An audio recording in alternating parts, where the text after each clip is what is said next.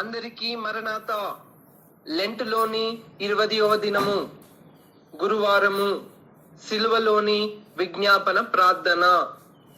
ఎంతసేపు నిలువా పెట్టి ఏ పెంతురతని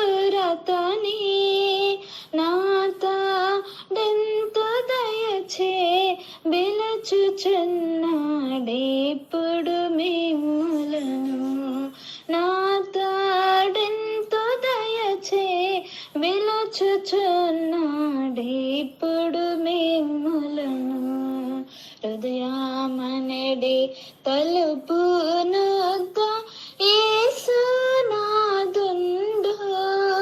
నిలచి సదయుడగుచు తాటుచుండు సకల విధములను నిలచి సదయుడగుచు తాటుచుండు సకల విధములను.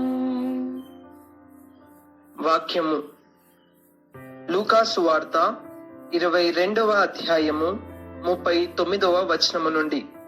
తరువాత ఆయన బయలుదేరి తన వాడుక చెప్పున ఒలీవల కొండకు వెళ్ళగా శిష్యులను ఆయన వెంట వెళ్ళిరి.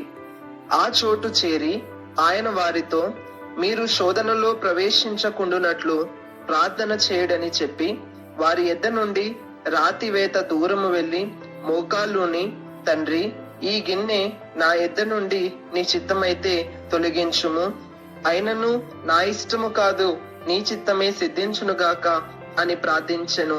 అప్పుడు పరలోకము నుండి ఒక దూత ఆయనకు కనబడి ఆయనను బలపరిచెను. ఆమేన్. దేవదాసయ్య గారి మంచి మాట. మంచి సలహాను ఎవరు తీసుకోరు, అలాగని ఇవ్వడం మానకూడదు. ప్రార్థన. దయగల యేసు ప్రభువా, మా నిమిత్తమై నీవు శ్రమలు పడుచున్నావు. ఎంత కష్టమో భయంకరమో తెలిసే వచ్చినావు కనుక నీకు వందనములు. మాకు భయమున్నదన్న చోటికి మేము వెళ్ళము. నీవు తెలిసే వచ్చి సిలువకేగినావు గనుక వందనములు. నా నిమిత్తమైన శ్రమలు కాదు, మా నిమిత్తమైన శ్రమలు అనుభవించినావు తండ్రి, నీకు స్తోత్రములు. నీ శ్రమల గొప్పతనము, మహిమ, ఉపకారము ఈ మూడును గ్రహించే మనోనిధానము, ధ్యానము మా అందరకును దయచేయమని సిలువనాథుడని యేసు నామమున వేడుకొనుచున్నాను పరమ తండ్రి. ఆమేన్. దీవెన. సిలువ ధ్యాన పరులైన వారులారా, సైతాను పుట్టించే శోధన వైపు చూడక జయించిన ప్రభు వైపు చూచుచు సాగి వెళ్ళు కృప ప్రభు మీకు దయచేయను గాక. Amen. Bible mission Hyderabad, gospel youth Hyderabad. మరణాత.